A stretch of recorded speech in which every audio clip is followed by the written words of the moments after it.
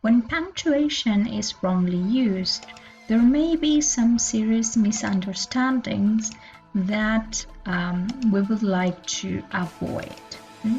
So today we are concentrating on punctuation marks, and we will start by discussing about the importance of punctuation. So there are two main reasons why punctuation is important, and the first one is that punctuation marks show the reader where sentences start and where the sentences finish. And then they of course make your writing easier to understand when punctuation marks are properly used. So the same happens in speaking, with the only difference that we do not have punctuation marks but paralinguistic features. Right. So punctuation performs two main actions. So the first function is the grammatical function of making the relationship between parts of sentences and of paragraphs clear. And the second is a rhetorical function of indicating tone, attitude, feeling, and emphasis. So as I said before, when speaking, yes, these functions are carried out by paralinguistic features such as the pause, pitch, pace, yes, or the speed, intonation, and volume, yes, accompanied by body language, such as facial expressions and gestures. So, however, in writing, we do not have these paralinguistic features, so punctuation is what we have to consider when writing. So in this first section, we'll pay attention to what we know as stoppers, and this includes the period or the full stop, the exclamation mark, the question mark, the comma, the semicolon, and the colon. We'll start by discussing a little bit about the period or the full stop, and it is a default terminal punctuation mark.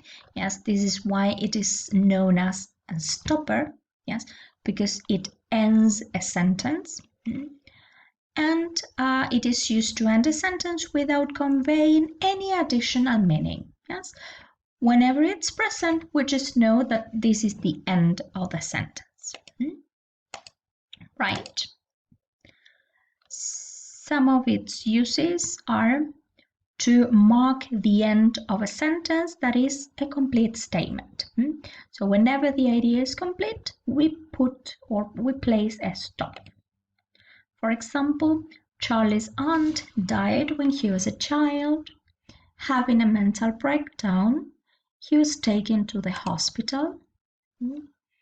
Another use would be to mark the end of a group of words that don't form a conventional sentence so as to emphasize a statement. He said he would do it again, over and over again. So as you can see, this over and over again is not a complete statement. Yes, so it doesn't form a conventional sentence, but the idea is to emphasize the fact that he did it again. Learning the truth about his aunt was shocking, really shocking. So again, really shocking is not a conventional sentence, but we are emphasizing the fact that when he found out about his aunt, he was really shocked. Right? Some other uses are in abbreviations like in, for example, December, yeah, or PM, yes. The meeting was held on Thursday, the 15th of September, yes, to abbreviate September, in the waterfront restaurant. There's a wide range of novels he had to read: To Kill a Mockingbird, The Great Gatsby, and The Catcher in the Rye, etc., to abbreviate, etc. It's also used in websites and email addresses, like www.oup.com.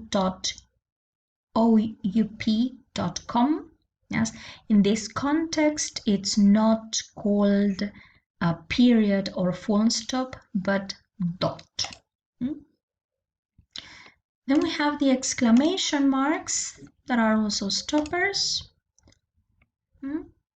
So it's used in exclamations like, oh, that hurt. Hello, how are you? They are also used in direct speech, yes, when it represents something that is shouted or spoken very loudly.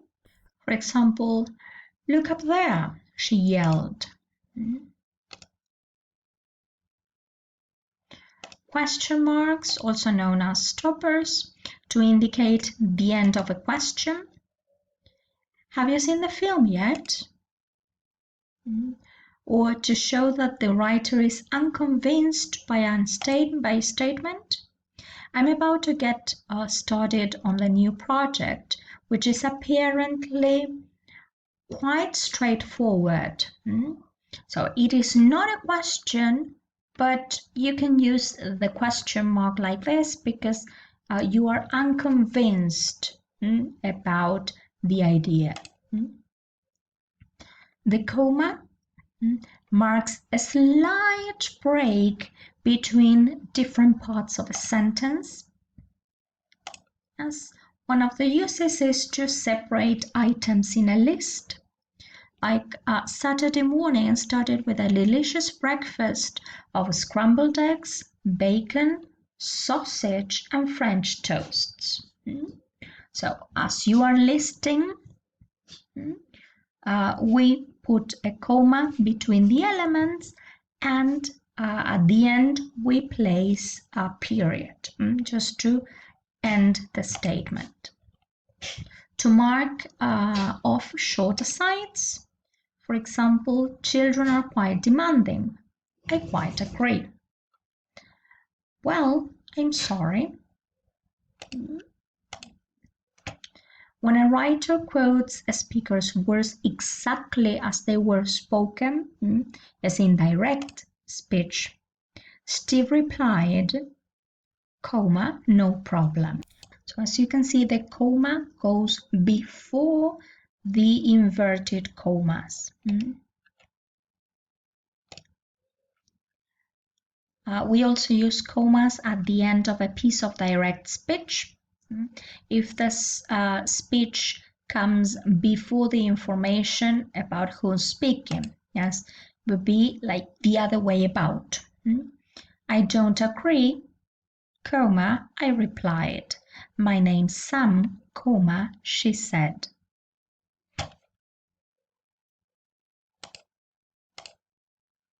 To separate clauses in a complex sentence, by complex sentence we mean a sentence which is made up of a main clause and one or more subordinate clauses.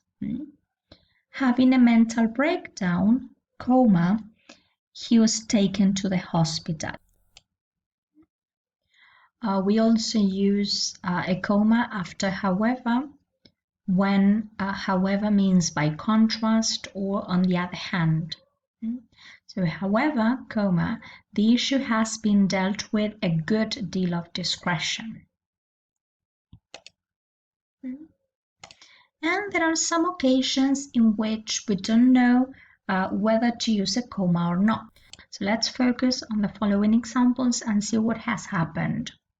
Saturday morning started with a delicious breakfast of scrambled eggs, bacon, sausage, and French toasts. The school has a vegetable garden in which the children grow cabbages, onions, potatoes, and carrots. So in both examples, we are listing different elements, either food or vegetables in the second example. And of course, we place a comma after each of these items that are mentioned. However, when you're mentioning the last two and you connect them with and, yes, you may or may not use a comma. My personal advice is to use a comma before and. But if not, it's okay, but there may be some specific situations in which you will need to use it. So this use of a comma is known as the serial comma or the Oxford comma. And using this comma before and when listing elements, it's a matter of style. Yes, it's not right, it's not wrong, it's just a matter of style. All right, so now we're going to deal with the semicolon. And the main purpose of using semicolons is to mark a break that is stronger than a comma, but not as final as a full stop. For example, we use the semicolon between two main clauses that balance each other and that are closely linked, closely connected, to be made into separate sentences. So instead of separating the ideas into two sentences, we connect them because they are closely related. For example, the past is a foreign country. They do things differently there. We also use the semicolon to join independent clauses when they are closely related and their relationship is clear. The robin laid 3 eggs. The eggs are a bright shade of blue. So sometimes there is no use in putting two separate sentences or writing two separate sentences, and it's better to connect them by using a semicolon. We also use it to join two independent clauses with a conjunctive adverb. The sky is cloudless, semicolon, therefore, column, we can go to the beach. Alaya loves school, semicolon, however, column, she hates grammar class. To separate items in a series where each item contains a comma in itself. For example, the authors of the series Just Listening and Speaking are Lethaby Carol, semicolon, Acevedo Ana, semicolon, and Harmer Jeremy.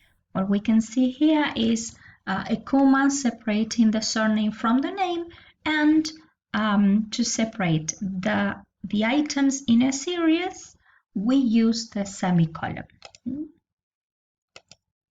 Okay, and finally, the colon is used to introduce a subsequent sentence that is in some way linked to the preceding one. We use it to introduce a list. For example, now that her husband had died, she would do many things. Column, travel to Australia, send money to her children, and live her own life. Some of the changes many people have to face are moving to another country, getting married, losing someone they love. We also use it before a quotation. Before direct speech, for example, the headline read, "Taxi drivers battles gangsters. They shouted, column, our families are starving, we need land." As examples, we have the column before the quotation mark in